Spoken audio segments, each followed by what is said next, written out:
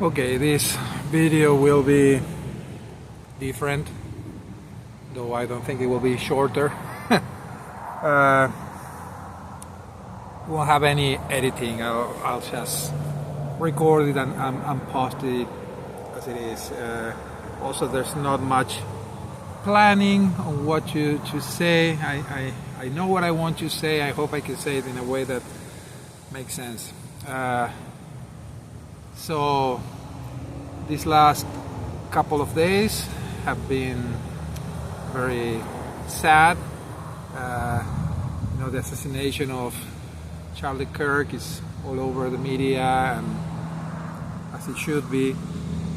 But also, happening so close to home, in a place that I think people, especially conservatives, should feel safe. Having family and friends who were somewhere there, somewhere in their proximities, it made me think a lot. And obviously, feelings are beyond words. But yeah, it felt really, really sad. I didn't follow him. His style is not mine. I don't enjoy confrontation, even if it's well-intended and constructive. It's something I personally don't enjoy.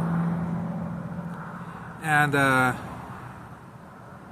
so it's difficult for me to watch those interactions, right? But I know that many young people could really connect as somebody who is willing to talk about his ideas, his beliefs. Well, it's very sad, but it's something that makes it even more sad is learning about who supposedly is the assassin and how somebody that apparently comes from a pretty normal background was indoctrinated into a ridiculous worldview. And that's what I want to talk about, because now I'm old enough and I've seen enough, especially in my home country, throughout my life, throughout my youth, throughout my childhood, and also my adult life, to then coming to this country and seeing people here being so tremendously stupid and ignorant about history, about politics, about economics, about absolutely everything. And then now seeing those people killing people who actually make sense of the world, or do their best to try to make sense of the world is ridiculous. By the way, if you're curious, I'm in St. Anthony, Idaho. Behind me is Henry's Fork. Really nice place, nice weather. But let's go back to what I want to talk about. It's a little history, but I hope it illustrates how evil people can indoctrinate, can create false realities, can brainwash multitudes. And that's what we're seeing right now in front of our eyes with our own children, with our own youth. And I believe that we should all do something. That's what's motivating this video. Is it part of a big puzzle? I believe it is. I believe that we need to be aware of these things. So, what is the most ridiculous thing that happened? That the guy who was the assassin, he was part of Antifa. And Antifa apparently means anti-fascism. My goodness, they have no idea what fascism is. And actually what they're doing is the exact thing that fascism does. They believe the exact things that fascism believes. They don't believe it, obviously, but they preach. And they're acting in a way that it's so authoritarian, so, inhumane. Okay, so what is fascism then? If you want to know who is the real Antifa, anti-fascist in this story, is Charlie Kirk. He was the most anti-fascist person probably in the world. Fascism started in Europe, mostly in Italy. It was actually an ideology that was finally developed and took to power by Benito Mussolini, Il Duce, in Italy before in between the wars, right? World War I and World War II. What is fascism? Well, what is that? Does it come from? Well, so to understand that, we need to understand that in those days there were a lot of ridiculous ideas going around, ridiculous philosophies. They didn't make any sense at all. There was all these philosophies, crazy people just study thoroughly the history around Karl Marx. How can he have any followers is beyond me, if you know anything about just what the guy was. Nobody understands what he believes because it makes no sense. I mean, on purpose. If anybody say, oh yeah, I read Marx and I believe... No, you don't understand it because it doesn't make any sense. There's no logic. There's just word salads after word salad. But again, he was not the only one. There were a lot of these crazy ideas going around. And one of them was fascism. So fascism, the idea comes from fasci, that is it's a symbol that the Romans use of power. And it's fascia means a bundle of sticks. And their symbol is a bundle of sticks. And they use that to punish people, but also was a sign of a symbol of authority. You probably saw that symbol. And apparently it goes all the way back to the Etruscs, that people that we don't know much about, but apparently they were very good warriors. But what is that Mussolini ended up, making with all of that? Well, this idea of fascist, the idea of if you have one stick, you can break it easily, but if you have many sticks together, they're strong. There's strength in the unity. And does it sound like anything? Well, yeah, it sounds very socialist, because it is. At the bottom of these ideologies is socialism. There are different flavors of socialism. So the first flavor that we can talk about is communism. So communism could be, actually is defined in a way as an international socialism. Right? So why international? And what is it based on? What is that it's trying to take to many countries? It's the idea of class fights. Right? So you have the poor, the oppressed, right? You have the rich, the powerful, and then, the oppressed have to unite, they have everything in common, and that's where communism comes from. But the idea is that has to go to the whole world, and the whole world, workers of the world unite, and all those ideas, right? Well, fascism has the same idea that the power should be in the people, but the funny thing is it has nothing to do with the people. It's the government, right? So the government say, we are the people, right? And now you have to do what we tell you. And that's socialism. Socialism is taking the power from the individual and putting to the collective, but since the collective doesn't exist, basically it's the government representing that collective. So fascism changes the idea of class. Right, this is not about the poor and the rich, and Mussolini wanted, to get the people exacerbated about we're the descendants of the Romans, right, the empire, and we're powerful. So it was this ethnicity, and why Italy? Because now we think about Italy, the country. Italy was not a country for a long, long time. It was just 4 or 5 different cultures quite different, and it happens today. There's a lot of tension between the north and the south in Italy. The rich north and the poor south. But with this idea of the Roman Empire and everything, all the symbology, that's what the fascism comes in. So it's about being national, but with this ethnicity point of view. Now, there were some other guy farther north that kind of liked that idea. He was trying to make out his own version, his own explanation of his own philosophy. And you might know him as the author of Mein Kampf, My Struggle. So again, this idea of struggle, and obviously was Adolf Hitler. And Adolf Hitler did kind of like what he saw in Mussolini. He wanted to take that and make his own. Obviously, he couldn't use the idea of the Roman Empire because Germany didn't fare that well during those times. But he took it to the idea of race. And all of these things all of these philosophies need to have an enemy. And the enemy, in the case of the communism, are the rich, initially the monarchy, but anybody who is rich, who has capital. So for him, the enemy, the easy pick, were the Jews.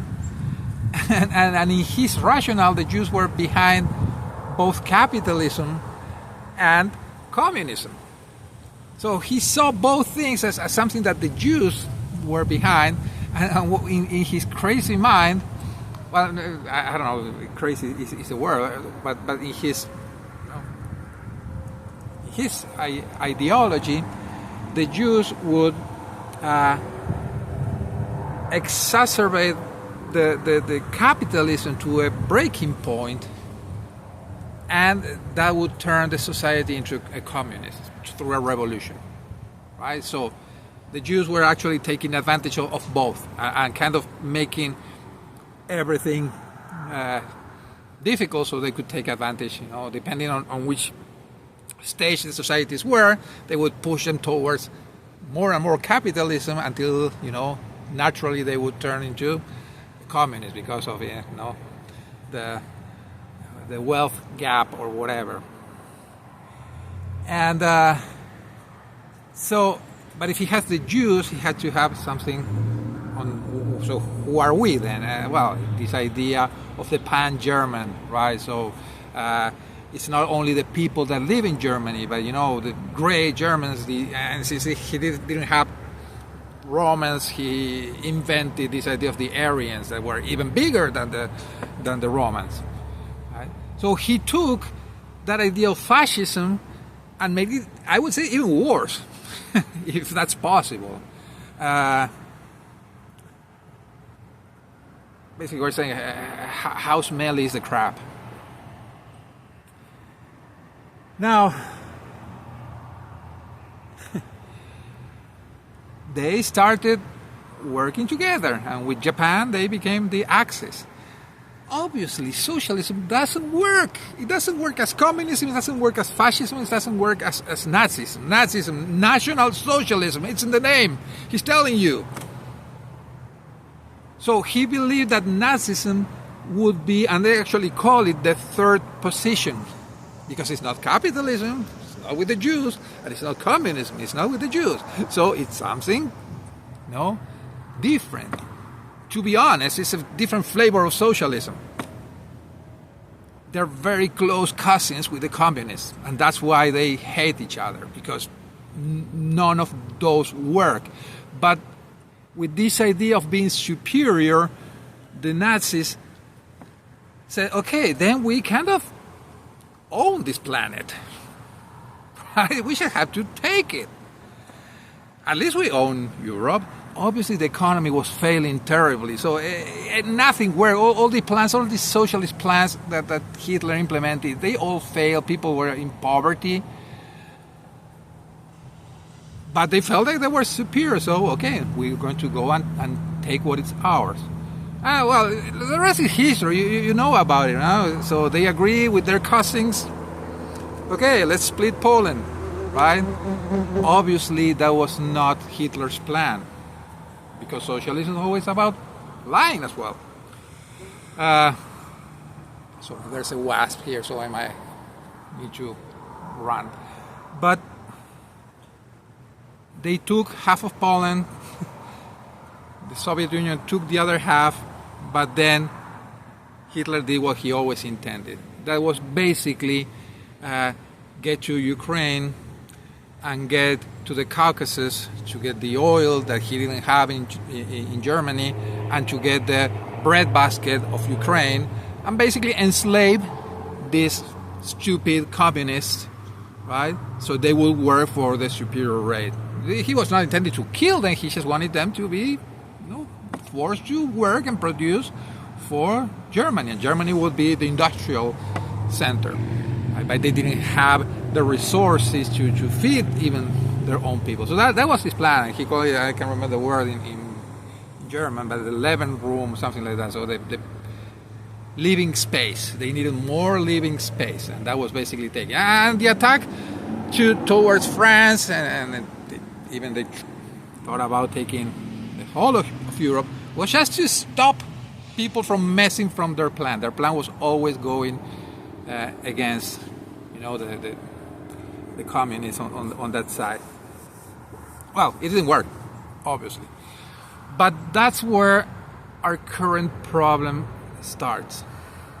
Because now we have the West, represented by the United States, United Kingdom, some other allies,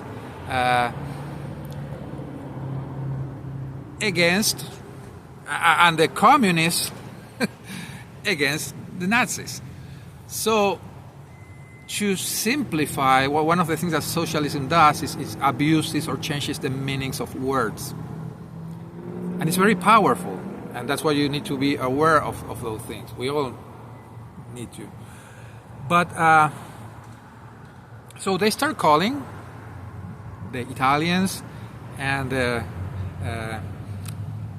Germans, and the Romanians and all the other guys that were helping them, they started calling them fascists. So it was the war against the fascists. So fascist became kind of an insult, a way to talk about the enemy. So enemy and fascist became kind of interchangeable in the mind of the Soviet people. But that's imposed directly, from Stalin. Okay, luckily they beat the Nazis, the Axis, and that's pretty much the end of the original fascism and its branches. Not completely, and I will come back to that. But so we can say that in Europe, fascism disappeared. But now the Soviets had another problem, and that was their previous allies. So during the Cold War, the enemy became the West, the Western world. United States principally, but all the Western Europe. And here's where the propaganda worked. How do you use the same momentum that you had against Nazism and turn it into the West?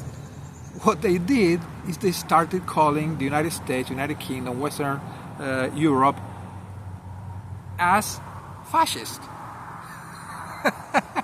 So now, if you're a capitalist, you're a fascist. And it has nothing to do. Ideologically, it's the complete opposite. It's kind of calling the United States to be, socialist and national. It doesn't make any sense. But it was very, very effective. Very effective. So you just need to put the same label that you put to the Nazis, now you put it to the other ones, and suddenly everybody say, oh, they are the enemy. We need to keep fighting. They're still coming and taking our stuff or whatever. They're impeding the brotherhood of workers to reach the world, and now they are the enemy. I grew up in South America, but I remember clearly people talking about the fascists, and getting your idea that fascism is in the right. The right of what? Well, we're going to talk about that. But there's a spectrum where communism is on the left and capitalism is on the right. And then if you say that fascism equals capitalism, well, then you have to put it on the right. Even though true fascism is here. Right? It's just a different flavor of socialism. So it's so ridiculous. And you see this Antifa groups marching. Look at what the black shirts were, who the black shirts were. And look at who the brown shirts were.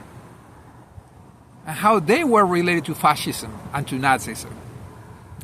Well, if you don't want to look at it, so it's the militias, and mostly composed by youth that both Mussolini and Hitler created and sponsored, even when they were not in power, to get to power. So now you see the exact same thing being done by somebody that is called Antifa. What the heck? We didn't learn anything, but we've all been manipulated to think about Nazism as being on the right. So, where does this left and right thing come? Well, it's after the French Revolution, and they had this kind of Congress. People with different ideologies would sit on the left, on the right. And they were constantly fighting each other. And that's why it was a huge failure, the French Revolution. I mean, if it was successful, they wouldn't have been cutting so many heads and having real revolutions every couple of years, pretty much. But you probably seen, and you probably feel this, what they call the political compass. And apparently there's these 4 quadrants, and you see after answering some questions about what you believe or think, you land in some point there. But what are the axes? What does define those quadrants? Well, I can't remember in which order, but let's say that in X, they say you are left or right in economy, I guess.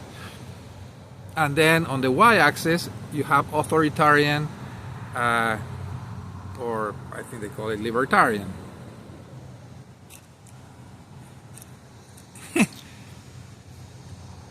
What I cannot understand, and I had people trying to explain it to me, but it makes no sense whatsoever, is that it's impossible to be right and authoritarian.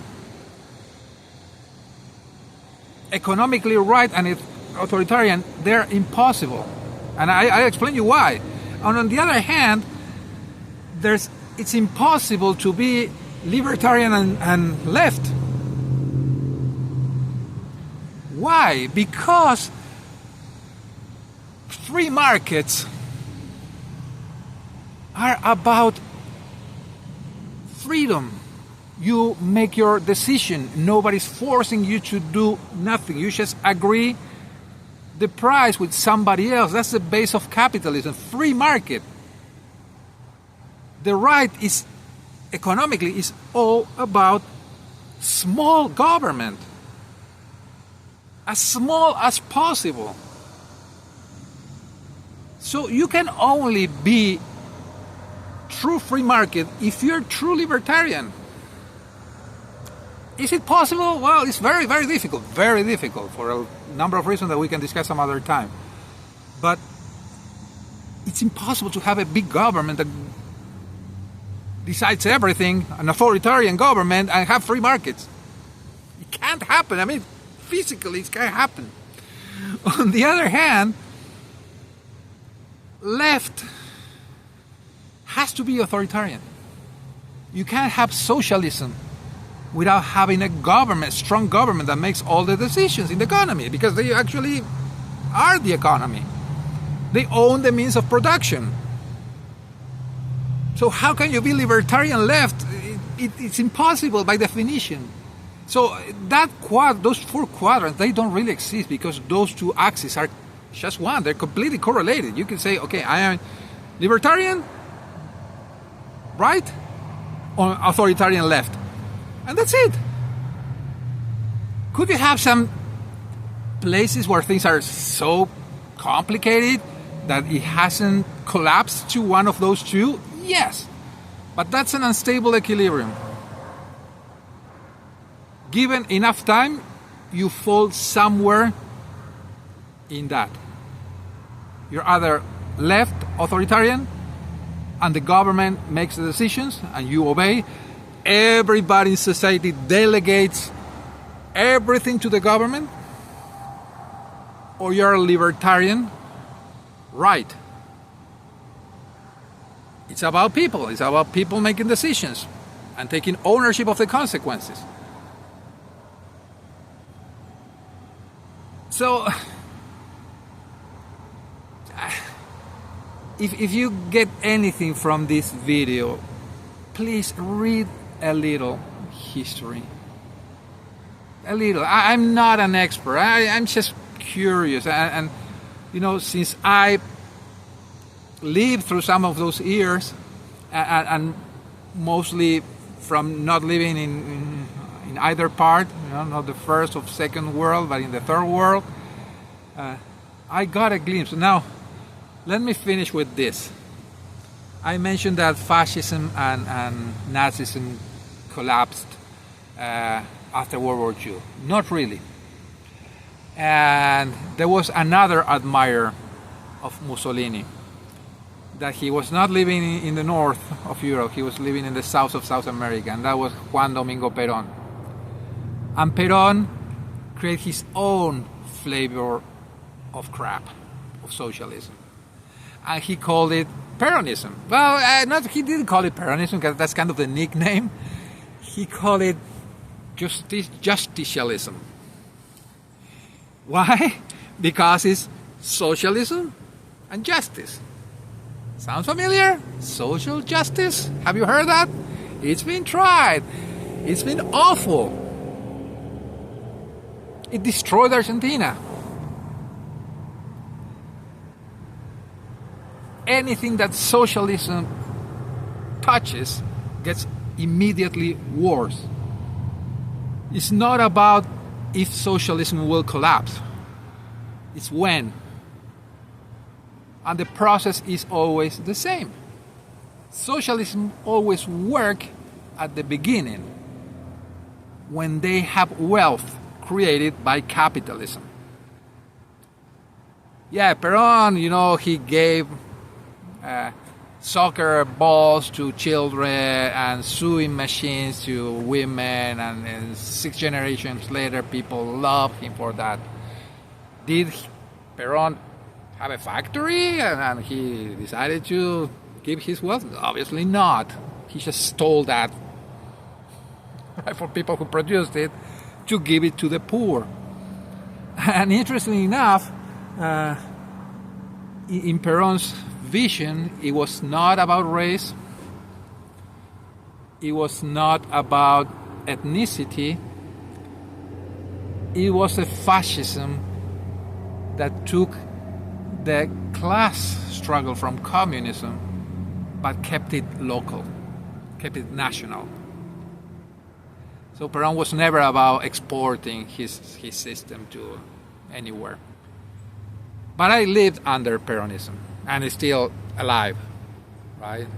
They've been in the governments pretty much since ever, except a couple of military coups that were also socialistic in nature, in the way they behaved. They were authoritarian, they controlled the economy, right-wing. I don't know what's right about that. They were just military. Perón actually wasn't military, so Mussolini as well, Hitler as well, Stalin as well, There's nothing about freedom in socialism.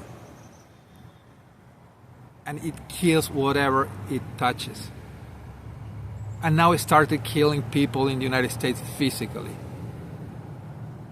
Socialism hates religion because religion gives people purpose, value, worth. It makes you in the image of God with huge potential. That doesn't fit with the socialistic idea. We're all just working for the greater cause. You don't think, you just obey. You follow orders, you march, you shoot. So, sorry, this has been long. There's obviously a lot more about this. I just tried to give a glimpse about the history and how we inherited, if you believe in free markets, in capitalism, in accountability, responsibility, you suddenly are National Socialist. No, sorry, I'm not. I'm an anti-fascist. And after what happened, I'm even more anti-fascist. Okay, hope that this doesn't make you feel sad. I really, really, really hope that somebody changes the direction where they're going after watching this. And please don't be fooled. Don't be fooled. Be smart. Keep your freedom. This country was built on that. Don't ruin it. I've seen it. It happened all over the place. You have hundreds of examples. The promise of socialism is a lie. It's always been. If you want to buy my book, you will understand that it's a lie that has been around even before the world was created. So yeah, buy my book and read about that. That's how it connects with our spiritual reality. Well, anyways, I hope that the next video will be more in the line of the other ones. I want to talk more about what this time traveler told me about how we're going to get to Mars eventually, and what are the risks that we are having today in modern society that could prevent that from happening. So that will be for the next one. Well, okay, long enough. Thank you for bearing with me. Please pray for this country. Please pray for our youth.